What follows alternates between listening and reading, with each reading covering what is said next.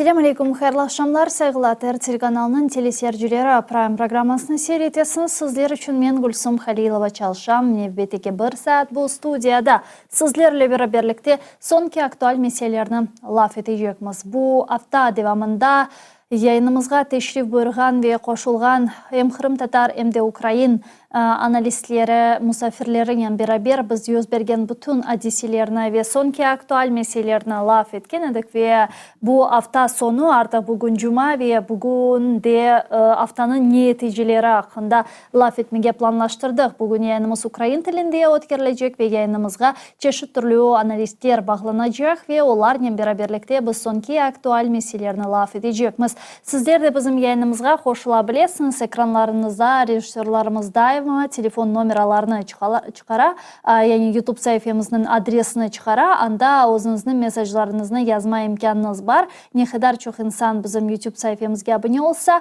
o kadar çok diğerleri de yayınlarımızga koşulabilecek ve daha fazla yayınlarımızı ve Kırım'la alakalı haberlerini görmeye imkanları olacaktır sevgili dostlar. O sebepten bu mühim.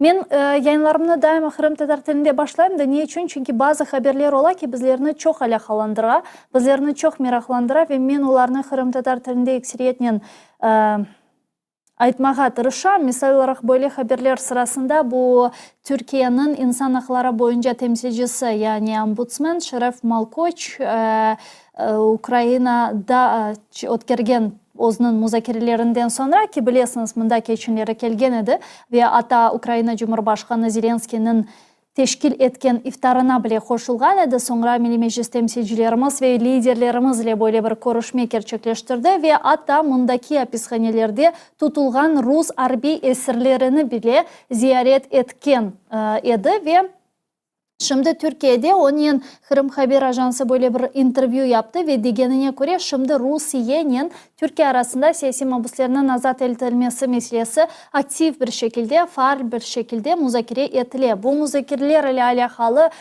tasdiklavlarını mında Ukrayna'da ombudsman algan ve mındaki insan hakları boyunca ombudsman Lubinets'nin görüşkeninden sonra şimdi Rusya'ya ziyaret gerçekleştirmeye planlaştırırken ve Ruslarla Rus ombudsmanı ile siyasi mahpuslardan azat edilmesi meselesini kötüreceklerine dair vadelerde bulunarlar. Yani bakarız inşallah bundan bir şey çıkar. Ama bunda elbette ki umutlarını beslemek gerek. Bu çok doğru ama şunu anlamak gerek ki ve hatta Şeref Malkoç bile bunu ayıttı. Demek Rusya'nın bu siyasi iradesi istegi olmasa bunu gerçekleştirmek çok zor olacak diye kaydetti ve biz de bunu zaten bilemiz. Ne içindir Rusya hususan Kırım Tatarlar meselesinde, Kırım Tatar siyasi mahpuslar meselesinde çok acele bir şekilde davranmay ve sanki dersin Kırım Tatarlarını yollamağa istemey. Harbi esirler tamam ama nedense siyasi mahpuslar meselesinde Rusya çok böyle karşı çıkıyor bu faaliyetlerge ve Kırım Tatarlarını acele bir şekilde azat etmeye niyeti gibi görünmey, bar gibi görünmey. O sebepten umut etemiz ki Türkiye'nin aracılığı ile bu mesele çözülür ve bir şekilde neticelerge barırmız. Çünkü bazı siyasi mahpuslarımız var, onların sağlık vaziyeti hakikaten çok zor ve en azından onlarını hapishaneden çıkarabilsek bu yönde yaxşı olur edi. Elbette ki bütün siyasi mahpuslarımız çıksa yaxşı ama anlayımız ki Rusya herkesini birden çıkarmaz, vermez böyle birer ya da grup olarak çıkarabilir. Eğer de buna razılık gösterse bu da ayrı bir sual gösterecek mi? O sebepten saygılı arkadaşlar böyle bir haber var ve umut etemiz ki bu hadiselerinin bir neticeleri inşallah olur.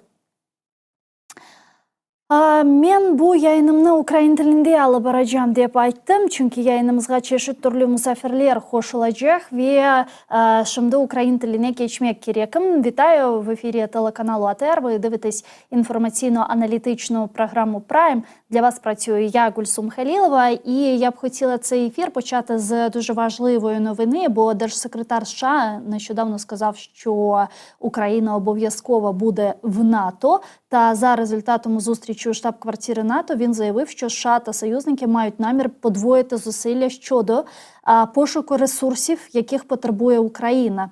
Пряма мова. Що стосується запасів обладнання, предметів постачання, то так, одна з речей, про які ми говорили сьогодні, уважно подивитися на те, що можна надати. Ми знаємо потребу, засоби ППО, артилерія, боєприпаси. Тому я вважаю, виходячи з того, що я почув сьогодні, що всі, включаючи Сполучені Штати, збираються подвоїти зусилля і при необхідності подвоїти зусилля щодо пошуку ресурсів, які Україна продовжує потребувати.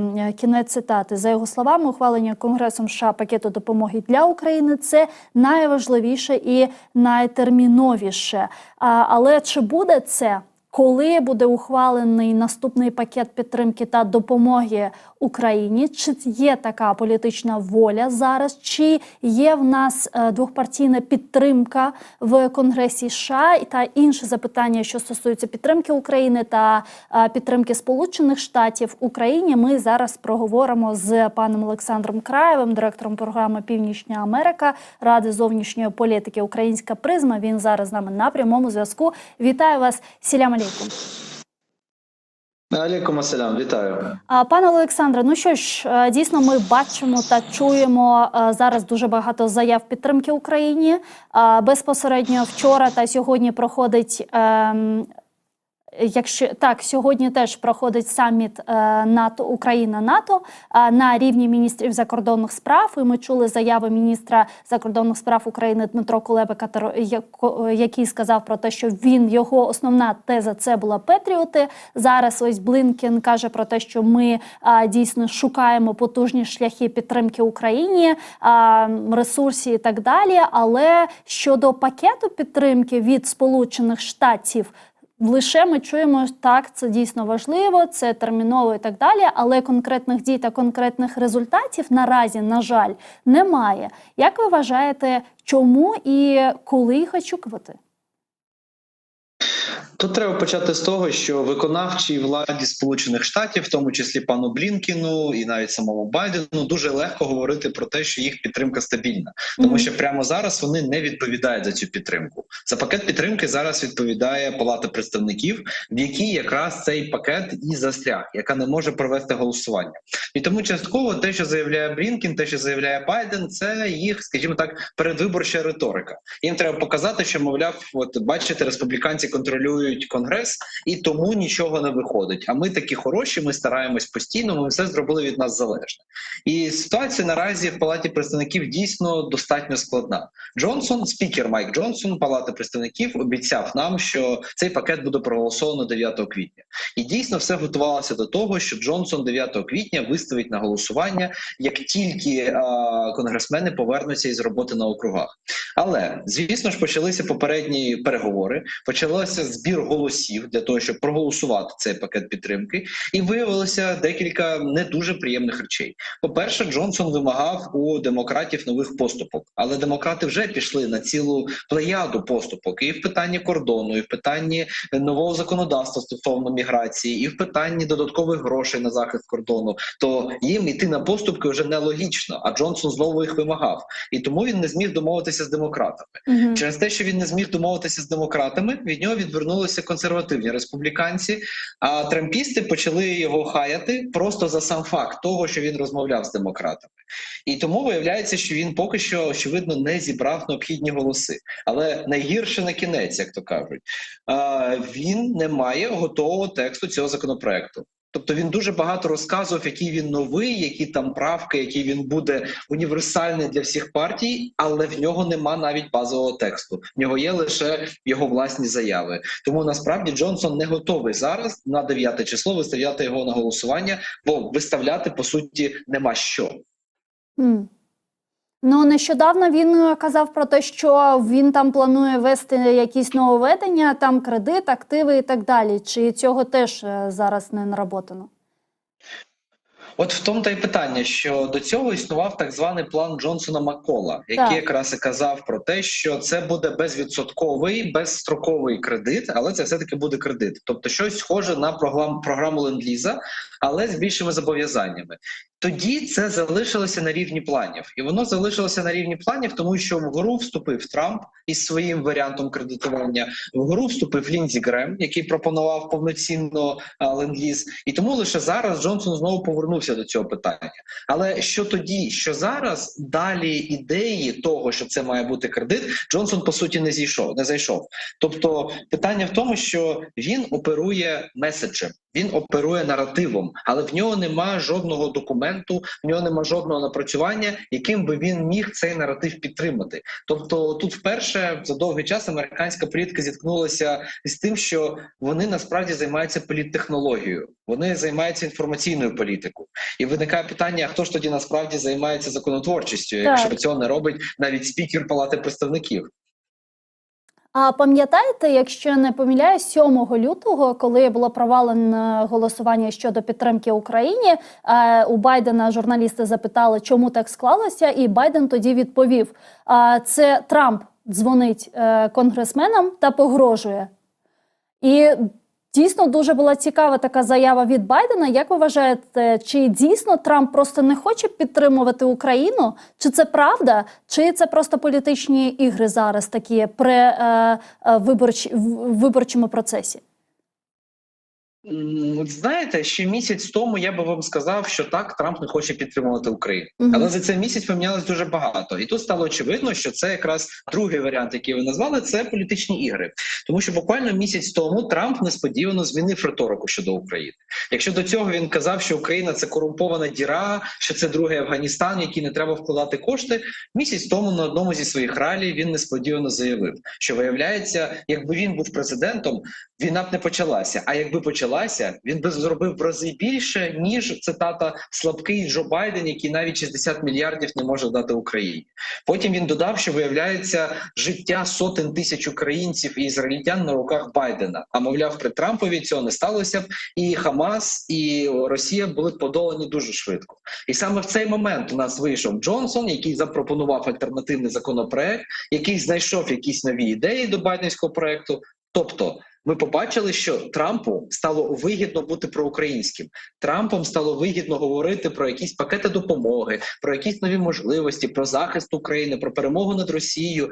Він дійсно використовує українську тематику, і як тільки він відчуває, бо все-таки не дарма його в Америці називають політична тварина, в нього дійсно ця і політична інтуїція розвинена максимально. Як тільки він відчуває, що його натовпу, його підтримці цікаво підтримати Україну, цікаво поговорити про це, він буде це робити. І зараз якраз той момент, коли трампістам самим стало цікаво нарешті це питання закрити. А дійсно, я нещодавно дуже почула таку цікаву думку від одного з експертів, і він каже, що ось ми зараз боїмося, що Трамп переможе та прийде до влади, але Трамп ж непередбачуваний, і ми не знаємо, що він буде робити далі. Можливо, як він каже, можливо, що після, перемоги, вибачте за тавтологію, Трампа, станеться таке, що Трамп більш стане підтримувати Україну, і прозвучить така теза. Ось, бачите, Байден там не допомагав вам так, як ви цього хотіли, а я вам допомагаю. Що вам треба? 60 мільярдів? Будь ласка, що вам треба? Петріоти? Окей, Атакамс? Чи так далі?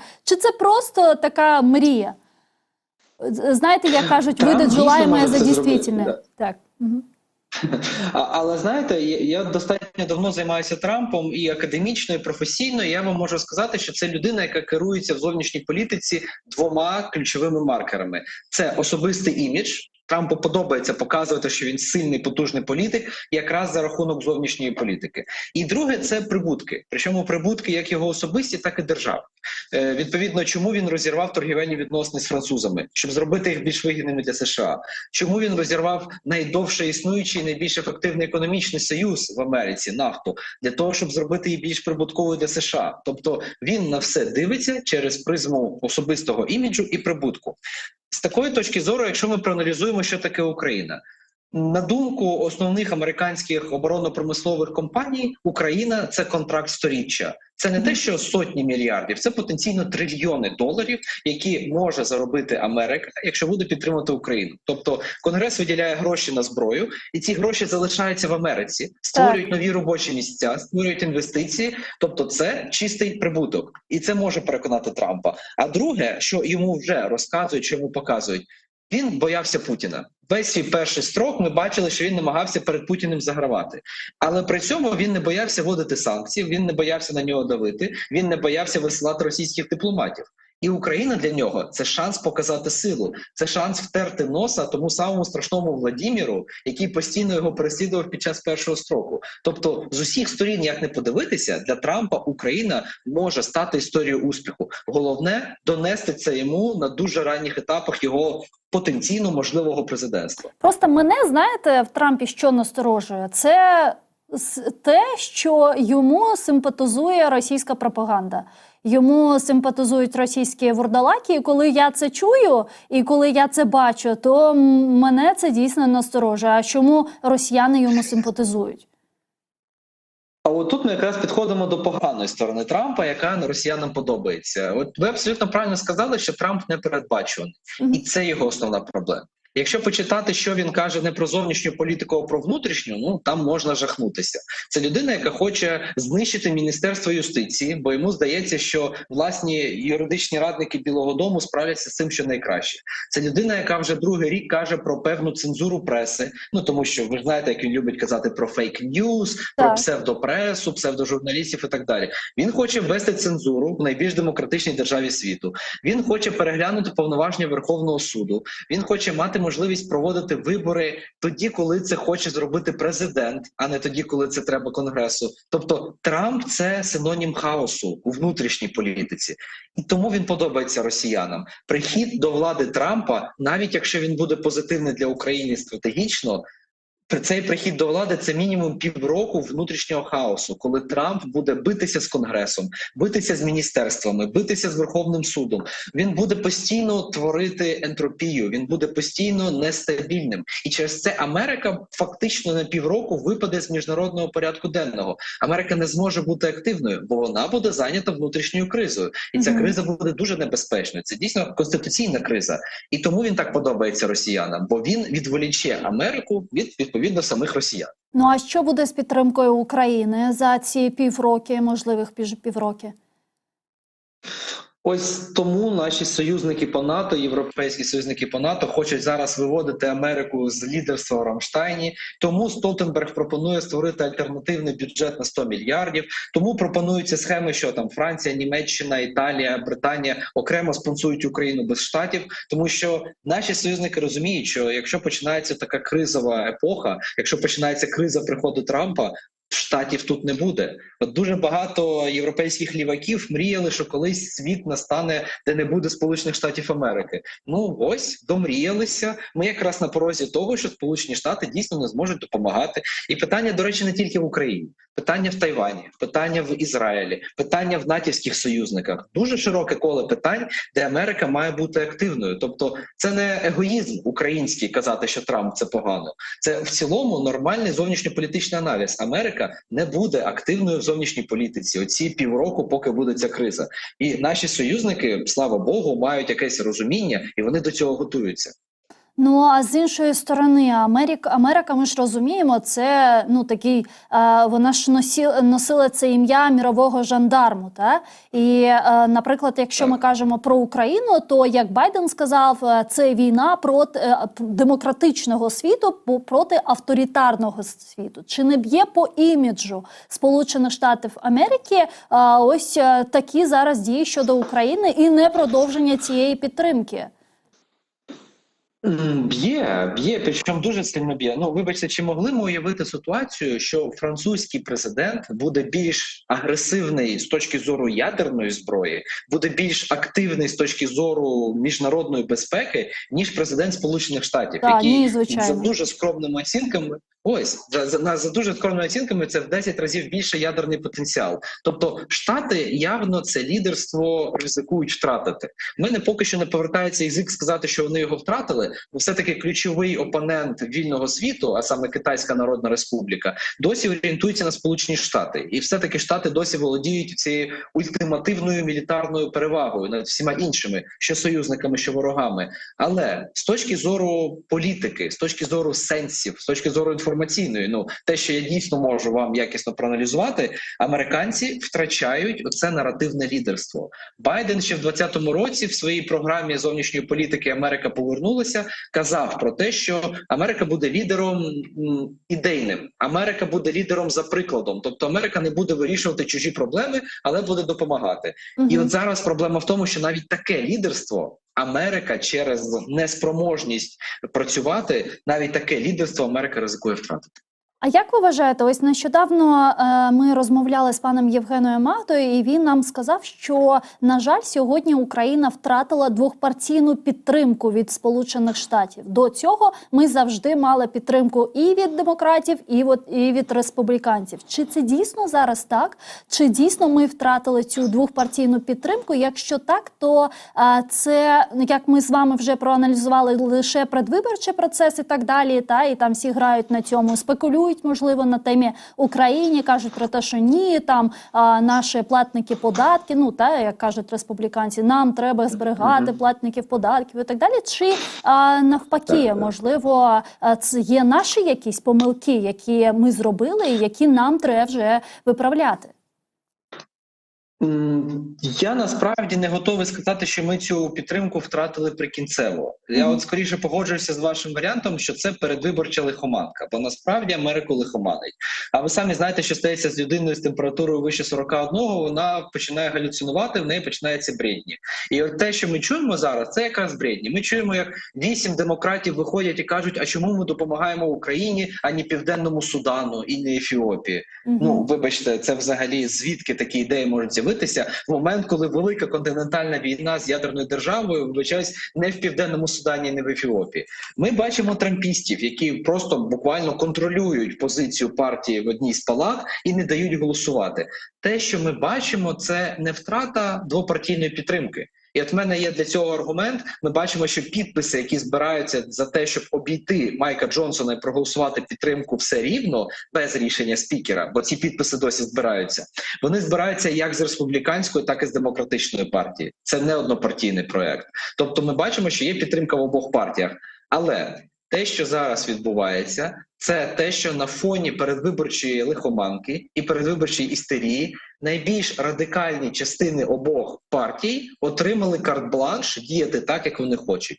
У випадку демократів це соціалісти, от деякі з них майже комуністи, які хочуть відвернути увагу від України, бо вони в принципі не хочуть займатися зовнішніми відносинами. А у випадку з республіканцями це трампісти, які українською тематикою маніпулюють. Тому ні, це не втрата двопартійної підтримки, це дійсно передвиборча лихоманка, коли радикали, на жаль, можуть контролювати процес прийняття рішень.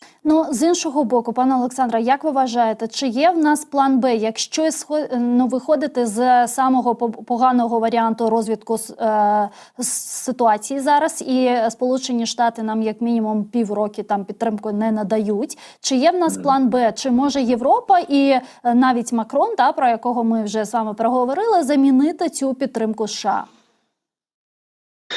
Почнемо з поганого. Повністю замінити Сполучені Штати неможливо. Просто тому, що така система промислової основи, промислового базису НАТО. Штати виробляють найбільше за всіх союзників, плюс вони мають доступ і можливість розвивати унікальні військові технології, які ніхто із союзників відтворити не може. Тому в нас є ось така проблема, що, на жаль, Штати замінити повністю на 100% неможливо. Але стосовно питання плану Б. План Б уже явно втілюється. Тобто те, що французи говорять про контингент на території України. Плюс паралельно те, що французи щомісяця дають Україні нові пакети, окремо від того пакету, який був виділений на початку року. Ми бачимо 78 цезарів на початку, точніше в кінці березня, на початку квітня. Ми бачимо нові керовані авіабомби, які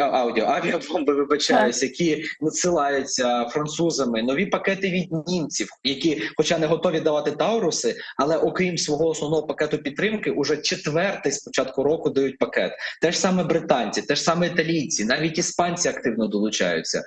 Північна Європа. Тобто ми бачимо, що наші союзники незважаючи на відсутність Сполучених Штатів, роблять все можливе, щоб Україна як мінімум могла вести успішні оборонні операції.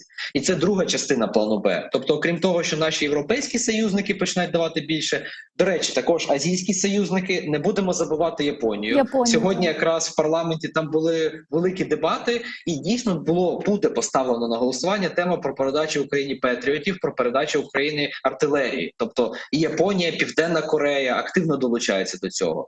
Це перша складова цього плану Б. А друга складова, на жаль, ми маємо говорити про позиційну війну. Ми маємо говорити про навіть не активну оборону, а повноцінну оборону, яка дозволить економити особовий склад, яка дозволить економити боєприпаси, техніку і так далі. Тому план Б, якщо ми говоримо про нього як про окремий план, він вже починає втілюватися.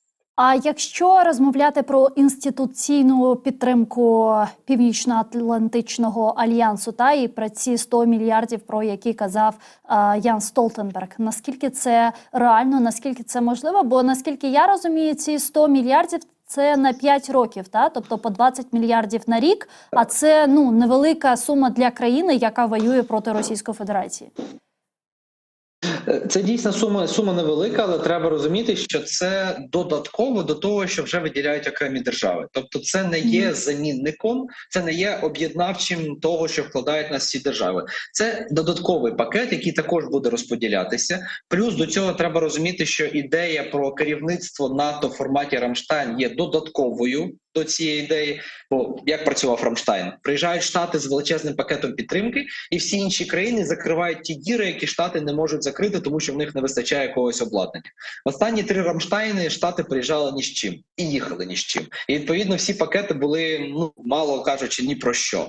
А зараз, якщо НАТО, особливо європейське НАТО, перейме лідерство в Рамштайні, якщо вони створять цей фонд, то відповідно і робота в самому Рамштайні з додаткових союзників, які готові ще вкладати, вона також активізується. Тому так, 20 мільярдів на рік – це не є та сума, яка врятує Україну, але, по-перше, це є те, що дійсно дозволить нам підсилити власну обороноздатність, а по-друге, це не вся допомога, яка нам буде надаватися, це ще один фонд, а по-третє, окрім НАТО, є ще інші союзники, які за прикладом НАТО також можуть на цьому фоні активізувати свою підтримку. Тому насправді, хоча поки що в нас нема гарантій, що цей фонд буде створений, і ми бачили дуже такі скептичні, м'яко кажучи, заяви нашого міністра закордонних справ стосовно цього фонду, але так чи інак справа зрушила з мертвої точки завдяки Столтенбергу, завдяки Макрону. Ми, в принципі, рухаємося в цю сторону. А якщо розмовляти про вступ України в НАТО, бо ми почули дуже такий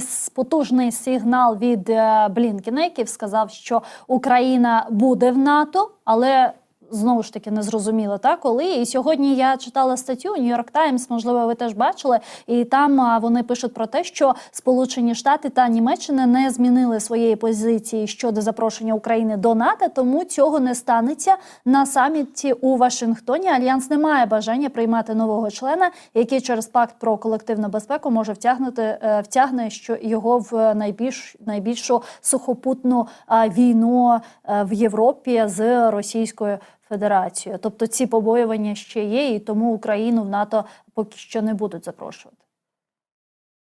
Так, прямо зараз ми не говоримо про членство. І, на жаль, навіть про запрошення, про яке раніше йшла мова, ми також не говоримо. Але що ми зараз спостерігаємо? Ми спостерігаємо певного роду маніпуляції. І не тільки зі сторони умовної Угорщини, Словаччини, Польщі. На жаль, ми чуємо дуже багато від польських колег про те, що не наступили умови для членства, але ми Україну підтримуємо. Ми бачимо такі самі маніпуляції зі сторони Німеччини. Ми бачимо, що американці навіть ними не гребують. В чому питання? Столтенберг, розуміючи цю ситуацію, нещодавно запропонував альтернативний і, як на мене, дуже і дуже позитивний для України варіант – прописати дорожню карту вступу. Тобто за аналогію з копенгагенськими, маастрихтськими критеріями для вступу в Європейський Союз, Столтенберг пропонує прописати, умовно, вашингтонські критерії, давайте їх так назвемо, для вступу держави в НАТО. Тобто буде певний набір реформ, певний набір змін в військовому керівництві, в цивільному керівництві, судова реформа і так далі, які необхідні, аби країна стала членом НАТО. І це найкраще, що для нас може статися на Вашингтонському саміті. Паралельно з тим фондом, про який ми з вами поговорили, паралельно з тим, щоб перевести Рамштайн під натівське керівництво, тобто Нащо нам оцей план? І чому він такий хороший, чому я його дуже підтримую?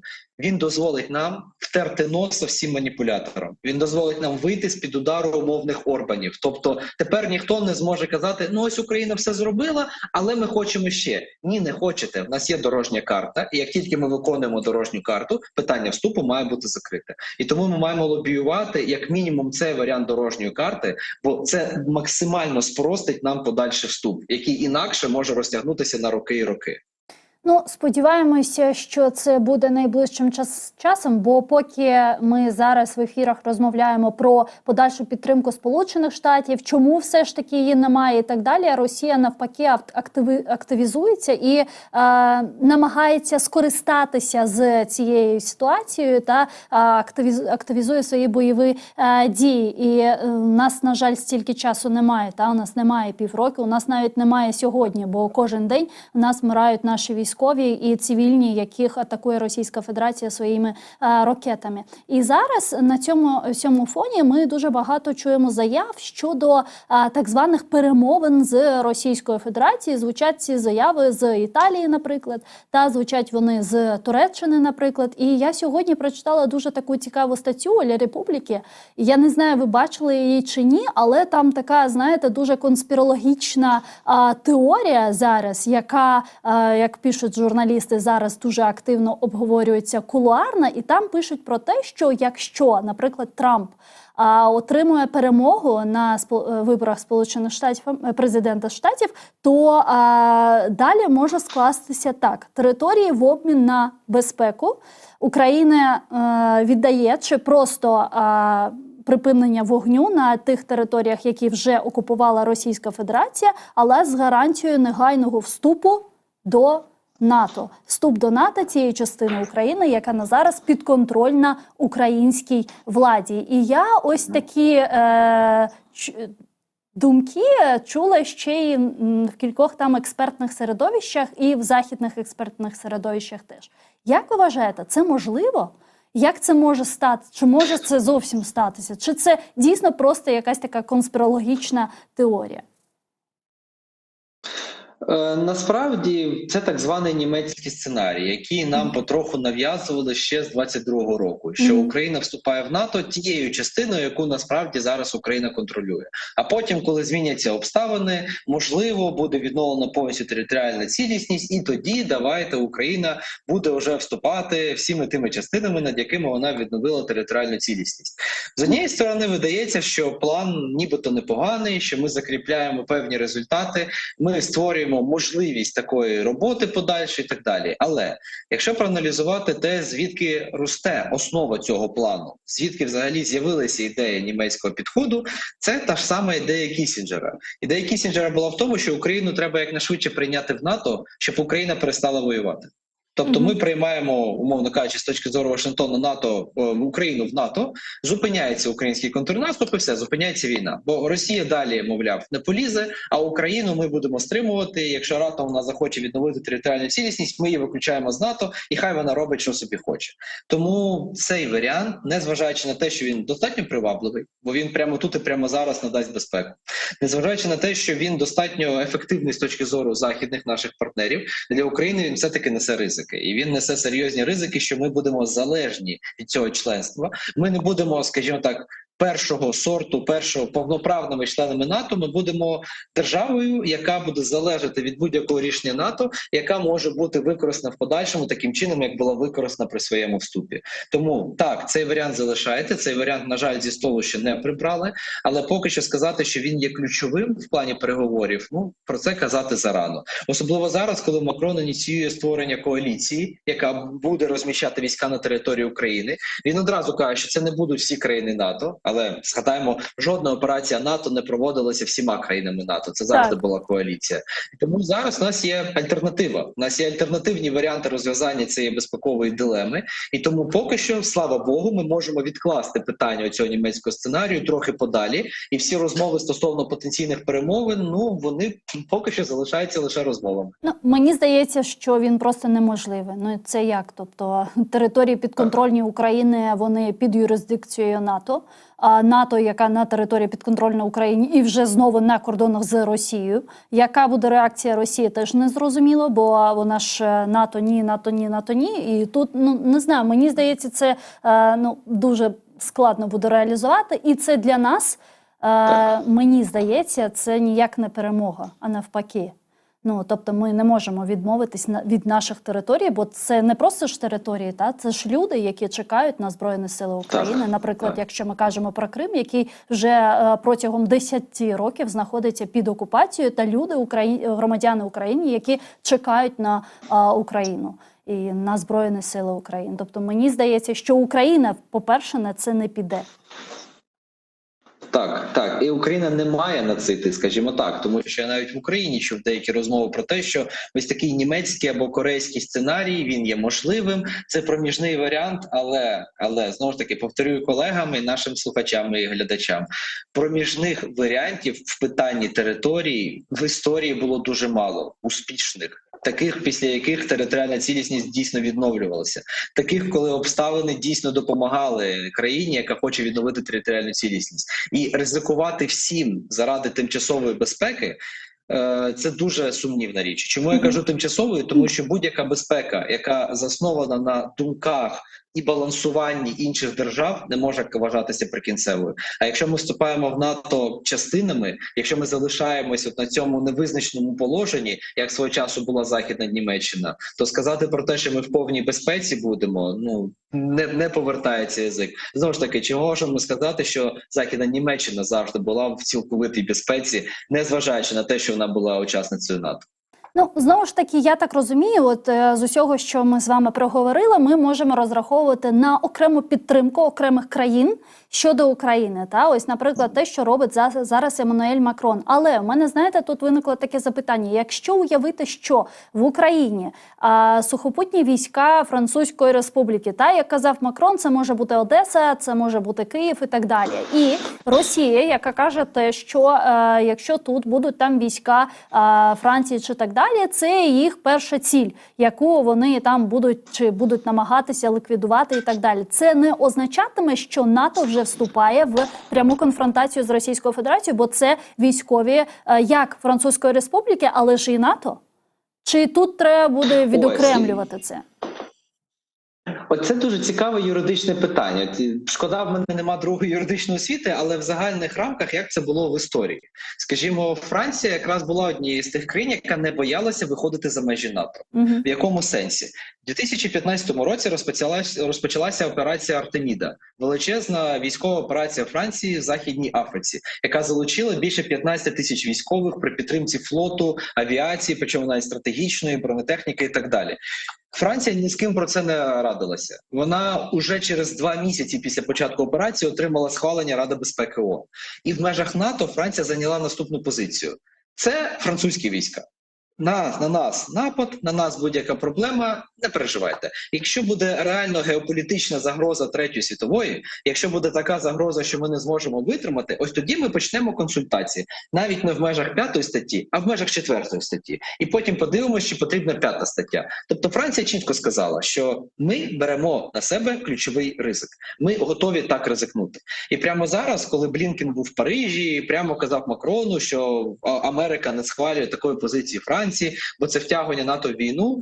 На щастя для нас, Макрон відреагував так, як ми того очікували. Як справжній спадкоємець де Голля, він сказав, це питання Франції. Франція готова це зробити, це не питання НАТО. Це стане питанням НАТО, коли це стане питанням НАТО.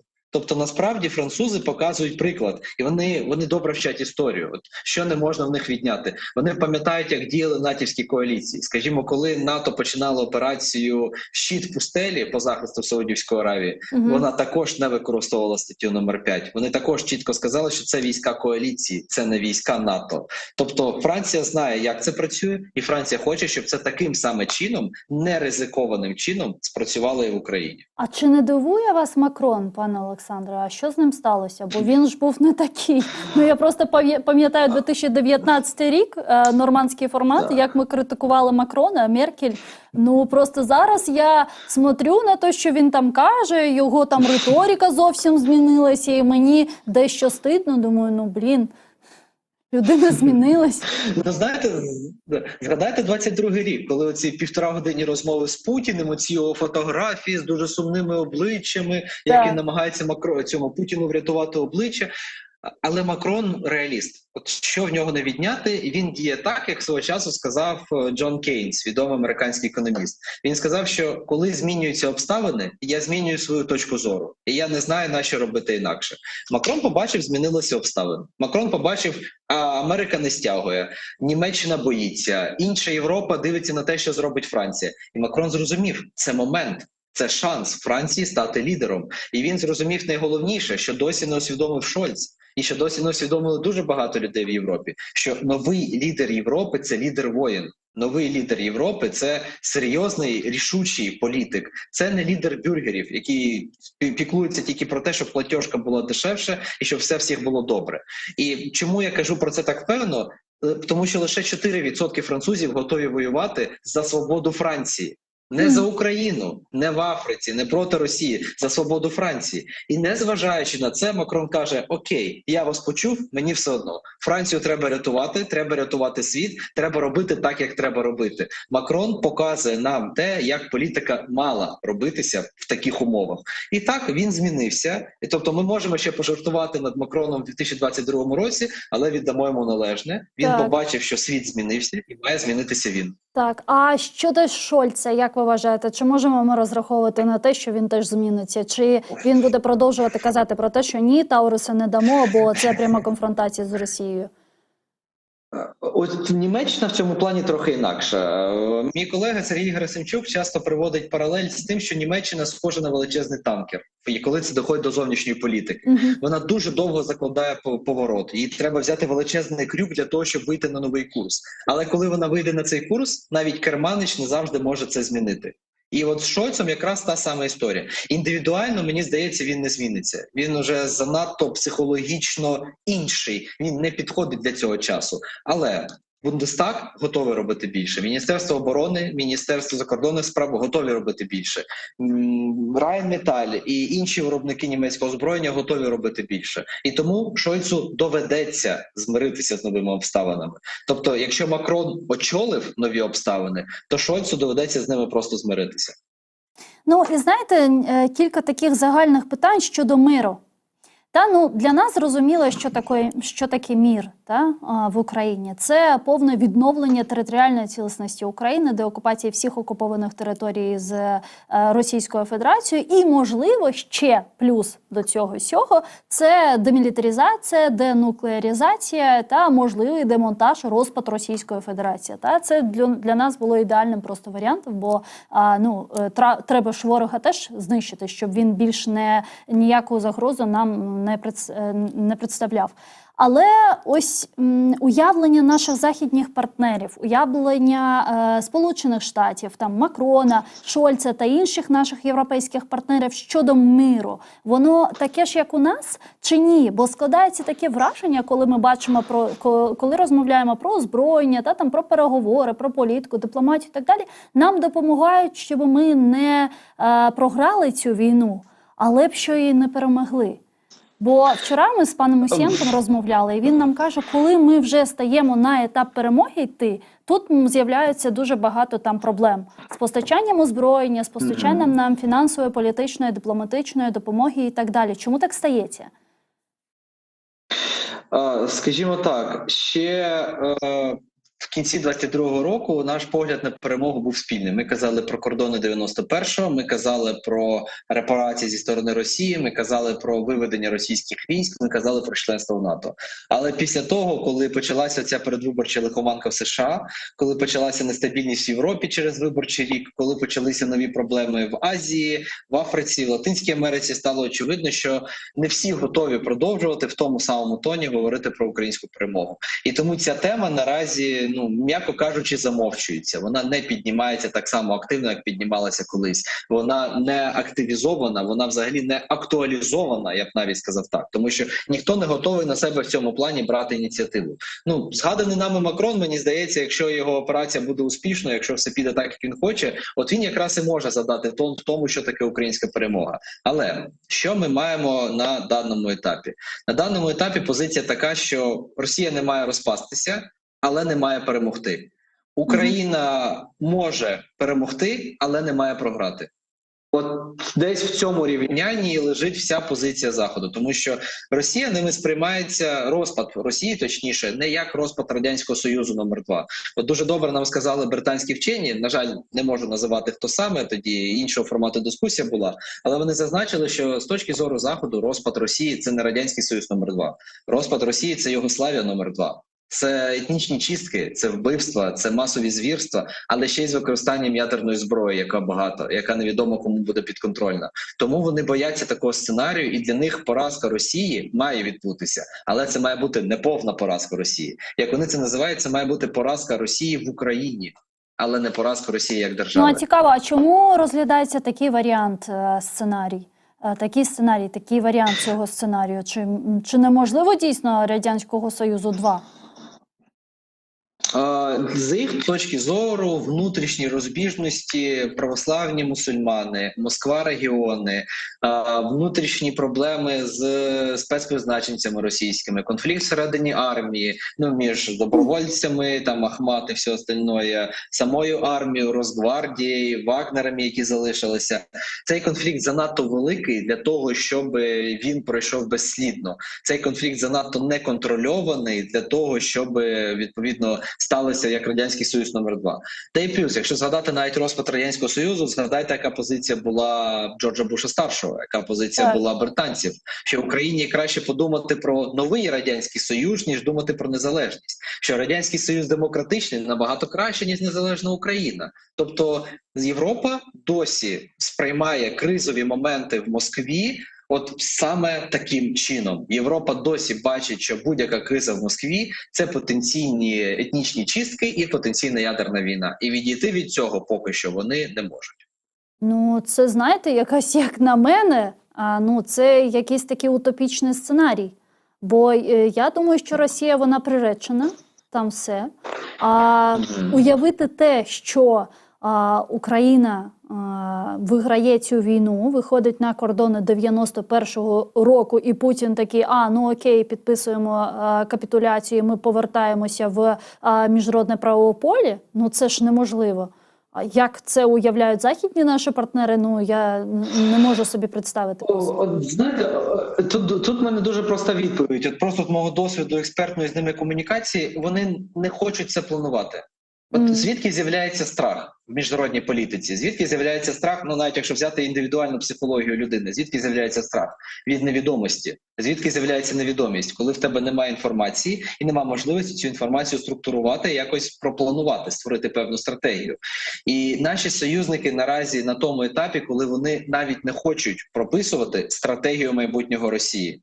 Вони не хочуть вірити в те, що це майбутнє може бути дезінтегроване, що це майбутнє може бути не російське. Якраз те, що ми з вами і відстоїмо, якраз те, що російська державність в сучасній формі не має продовжувати існувати. Ну тому що буде повторення Грузії, буде повторення Придністров'я, буде повторення Сирії, України буде повторення. Це логіка російської сучасної державності, це логіка того імперського механізму, який лежить в основі взагалі російської політичної культури. Ну, війна – це єдиний шанс Путіну утриматись у влади, а більше у нього варіанту немає, як ми бачимо зараз. Війна, лише війна і все. Так, але от якраз зараз основна задача українського експертного кола, українських журналістів, української дипломатії. Ми крок за кроком, день за днем підводимо все більше і більше західних партнерів, західних політиків, експертів, журналістів, дипломатів до того, що треба планувати майбутнє Росії без Росії. Треба побачити дерусифіковане майбутнє Росії, якщо можна це так сказати. І тому поки що цей процес досі йде, але так проблеми залишаються ті самі, які ми мали в 91-му році. А зараз, на вашу думку, останнє запитання щодо дій Російської Федерації, щодо стратегії Росії зараз, от на сьогоднішній день, як ви її бачите? Це ескалація та активізація бойових дій, особливо після, можливо, кроку схолу? Я тут не знаю вашу думку щодо кроку схолу, що ви думаєте, вони самі це організували, чи, можливо, просто підтримали цей теракт і той ІГІЛ, який його там планував і так далі? Чи як ви вважаєте? Ну, якщо щодо кроку схолу, в мене тут відповідь проста. ФСБ, яка володіє всім в Росії, по суті, яка володіє президентом в Росії, не могла про це не знати. Тому вони просто неправильно оцінили масштаби загрози, намагалися її використати, в них не вийшло її використати, в них не вийшло це контролювати, і ось маємо, що маємо. Тобто це не дуже вдала спроба того, що Саліван називає контроль ескалації. А щодо Росії, відповідь тут також буде недовга. В дипломатії холодної війни було таке поняття, як російське засідання. Це те, що використовував радянське, але тоді Радянський Союз на Заході називали Раша, тому маємо цю проблему. Що таке російське засідання? Радянські делегації на будь-якій зустрічі завжди було найбільше. Це завжди були десятки дипломатів, яких вони могли міняти під час зустрічі, вони могли міняти перекладачів, заступників і все. І якщо їм треба було перемогти в дебатах свого опонента, вони могли проводити одне засідання до 9-11 годин. Без перерв, без нічого. Вони виматували свого супротивника одноманітністю. І як мені видається, якщо ми викреслюємо ядерну зброю, а Китай робить все можливе, щоб ядерна зброя взагалі не була тут темою, то єдина можливість, єдиний план для Росії провести ось таке російське засідання, але в плані військовому вимотати нас, вимотати Захід і просто примусити підписувати все те, що вони запропонують, аби це просто зупинилося в якийсь момент. Це не обов'язково означає захоплення нових територій. Це означає просто продовжений тиск, постійні штурми, атаки, обстріли, допоки або ми, або Захід не втомимося від цього. Але закінчу короткою такою позитивною нотою для наших глядачів. Це можливо в дипломатії, де людей можна міняти дуже багато, і люди не гинуть просто кожні 10 секунд. Але коли питання про 40% російського ВВП, яке складають зброю, це ВВП не безкінечне. І тому постійно робити нам російське засідання в Росії фізично немає шансів. Дякую вам дуже, пане Олександре. Чохсаглун, що знайшли час, приєднались до нашого ефіру та відповіли на наші запитання. Зустрінемось в інших ефірах телеканалу АТР. Дякую. Дякую вам. Дякую вам. Олександр Краєв був з нами на прямому зв'язку, директор програми «Північна Америка» Ради зовнішньої політики «Українська призма». Saygılar arkadaşlar, biz yayınımızı aman 8-9 dakikadan sonra yekunlemek mecburiyetinde kalacakmız ama men yayınımızın bu kısmında, bu 8 dakika içerisinde birkaç meselelerini dokunmağa ve birkaç meseleler üzerinde laf etmege ve sizlerge de Kırım Tatar tilinde bu bazı meselelerini anlatmağa isteyim. Çünkü hakikaten halkımız tarafından birçok sualler meydana geliyor ve bu cengde ne kadar devam edeceğine dair her gün işgal edilen Kırım'dan bizim muhaririyetimizge farklı sualler geliyor. Elbette ki biz herkesin suallerine elimizden gelgence cevap vermeye tırışamız. Çünkü bazıları diyor ki siz anda Kiev'de bulunasınız, daha yaxşı malumatlarga sahipsiniz, daha çok insanlar ile görüşesiniz, laf etesiniz ve liderligimiz de mında. Yani Kırım Tatar Milli Meclisi mında, Kırım Tatar halkının liderleri mında ve birçok siyasetçiler, Avrupa siyasetçileri mında keleyler, Ukrayna Cumhurbaşkanı farklı demek görüşmeler yapa. Mında Kırım Tatar siyasetçileri buluna ve emin olunuz ki taraflama mında faaliyetler alıp barıla ve cenk bütün şiddetiyle Ukrayna'nın şarkı ve cenubi bölgelerinde taraflarında yönelişlerinde devam ediyor. Yani Rusya'nın Ukrayna'ya ilan etkeni ve açkanı bu cenk artık 3 yıldan beri devam etti de şunu bilmemiz lazım ki Rusya bu güne kadar hiçbir Ukrayna'nın noktasında, hiçbir şehrinde stratejik bir galebege erişip olamadı. Yani bu galebeni kazanıp olamadı. Neden? Çünkü özünün kuvvetlerini ve Ukrayna'nın kuvvetlerini yeterince analiz edip olamağını sebebinden Rusya'nın ordusu Ukrayna'nın sokaklarında, şehirlerinde, kasabalarında kırıldı, yıkıldı, yok oldu. Yok olmaya da devam ediyor. Ukrayna Silahlı Kuvvetleri emin olunuz ki elinden gelgence bu faaliyetlerde iştirak edip Rus düşmanını cebede öldürüyor. Ama Ne yazık ki bugün öyle bir vaziyetke keldik ki bu cenknin 3. yılı neticesinde Ukraynaga berilgen destek, Ukraynaga berilgen bu harbiy destek ne yazık ki yeterli değil. Çünkü bu 2,5 yıl içerisinde Rusya'da cenkке bayağı hazırlangan bir devlet olarak, bir memleket olarak da onun istisalını ve silah işlep çıkarma faaliyetlerini de ne yazık ki çoklaştırdı ve hatta bu yaptırımlar altındaki baskı şaraitlerini, cenk şaraitlerini alıştı ki Mında şunu anlamağa gerek ki Rusya'nın güçleri ile Ukrayna'nın güçleri kıyaslanmaz. Elbette ki Ukrayna'nın elinde daha teknolojik silahlar var, daha zemanevi silahlar var. Ama onların miktarı Rusya'nın geçmiş gelgen, daha Sovyetler Birliği'nden kalma olmayacak silahları ile kıyaslanganı vakit yeterli değil.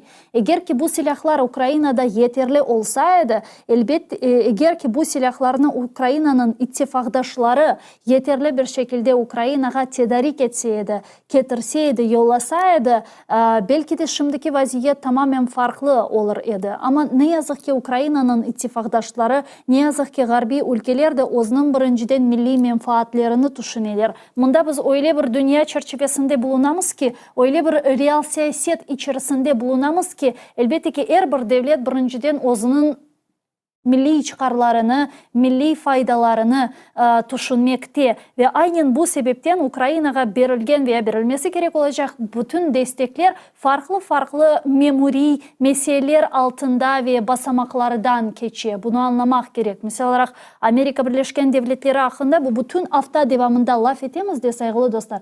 Ve şunu görüyoruz, bu seçim kampanyası hakikaten de çok tesir etti. Ukrayna'ga berilgen ve berilmesi gerek olgan destek. Bu destek paketine çok büyük tesirler berdi ve ne yazık ki bu sebepten Ukrayna'ga kelgen destek şimdi biraz zayıflaştı desek yalan olmaz. Aynı zamanda Rusya farklı yerlerde onun lobbisini kullanarak bu demek Garbi ittifakdaşlarımızın desteğini elinden gelgence toxtatmağa tırışa ve misal olarak İsrail ve Filistin cenkini fitilleyen ve buna ateş bırakan, körüklegen, bu savaşını, bu cenkni zaten yıllarca devam etken bu cenkni alevlendiren de Rusya oldu diğer taraftan. Kırım Tatar halkının lideri Mustafa Cemilev'nin de degenine göre Hamas temsilcileri birçok defalara Moskova'ga barıp anda görüşmeler gerçekleştirgen ediler. Elbette ki bu İsrail devletinin Müslüman Filistinlilerge binayen yapkan cinayetlerini, yapkan patlama, yapkan saldırılarını, hücumlarını hiçbir şekilde aklamay. Aksine bu İsrail devleti için, İsrail yetkilileri için büyük bir rezilliktir, rezalettir. Yani sade insanlarga, sade vatandaşlarga yapılgan bu hücum saldırılar ve ilahri kabul edilmez. Biz bir Kırım Tatar halkı olarak, biz bir Müslüman halkı olarak elbette ki bunu kabul etmemiz. Hususan bu mübarek Ramazan ayı çerçevesinde bu hafta laf edecek olsak. Ama diğer taraftan 17. Oktyabr günü yapılgan demek sivil insanlarga, sade insanlarga yapılgan saldırı da kabul edilmez. Yani bunda asıl da din de değil. Yani bunda insancılık faaliyeti. O sebepten bu yüz bergen İsrail ve Filistin arasında cenk de Ukrayna'ga çok tesir etti ve tesir etti degende yani yaman bir şekilde bu bizni zayıflaştırdı ve dünyada halkara teşkilatlar arasında halkara informasyon cebede misal olarak Ukrayna cenkini bir müddetke daha da farklı sıralarga ve seviyelerge geçirgenini gördük ve böyle bir problem mevcut. Yani şimdi biz böyle bir etaptan geçemiz saygılı arkadaşlar. Böyle bir vaziyetten geçemiz ama emin olunuz ki bu hiçbir şekilde Ukrayna'nın bu cenkini gayip etkeni anlamına veya manasına gelmeyik. Ukrayna cenkleşmeye devam edecek. Çünkü Ukrayna'nın bundan başka çaresi yoktur. Yani Ukrayna bugün bu cenkini toxtatıp olamay. Bu cenkini toxtatıp olabilgen tek bir devlet var. O da totaliter Rusya rejimi ama onlar da bu bu cenkni toxtatmazlar. Toxtatmak için başlamadılar zaten. Maksatlarına erişmek için başladılar. Ama maksatlarına erişip olamağanlarından sebep Ukraynaga hem roket hücumları yaparlar hem de farklı yönelişlerde saldırılar gerçekleştirmeye tırışarlar. Ukrayna ise müdafada bulunup o'zining işgal etilgen topraklarını işgalden kurtarmak için faaliyetler alıp bara. Eğer bugün Blinken'in de degenine göre, eğer bugün Ukrayna toxtasa, eğer bugün Ukrayna cenkleşmeye toxtasa, Ukrayna yok olacak. Eğer Rusya toxtasa cenkleşmeye, o zaman cenk bitecek. Ama Rusya bunu görgenimizge göre şimdilik bitirmeye niyetlenmeye, aksine Ukraynaga binaen saldırılarını daha da şiddetleştiriyor. Ve geçenlere alıngan malumatlarga göre bu senki Ukrayna silahlı kuvvetlerinden bergen malumatlarına göre bu nevbetteki 2-3 ay içerisinde Rusya'nın hücumları daha da şiddetleşecek. Hem roket hücumları hem cebedeki hücumları çünkü bahar geldi ve bilgenizge göre bahar ayları bu cenk şaraitlerinde böyle bir neticevi aylar sırasında bulunur. Çünkü kışın cenkleşmeye zor ola ve yazda baharda bu harbi faaliyetler daha da aktifleşiyor, daha da faalleşiyor. Şimdi yani bakamız, görgenizge göre Amerika Birleşken Devletleri'nin desteği zayıflaşsa da diğer misal olarak Avrupa memleketlerinin desteği aksine güçleşiyor ve bu da bir yaxşı signaldır. Birisi zayıflaşsa diğeri güçleşiyor, diğeri zayıflaşsa başkası güçleşiyor ve yani Ukrayna'ya bu verilgen destek devam ediyor, devam edecek. Bunda sadece böyle bir müddet içerisine düştük ve umut etemiz ki bu müddetten çok çabuk ve hızlı bir şekilde, acele bir şekilde çıkarmız ki galibiyete tezden erişermiz. Ama şunu anlamamız gerek ki bu cenk 2-3 haftada birkaç ayda bitmeyecek. O sebepten mücadele etmeye devam. ATR telekanalı ile kalınız.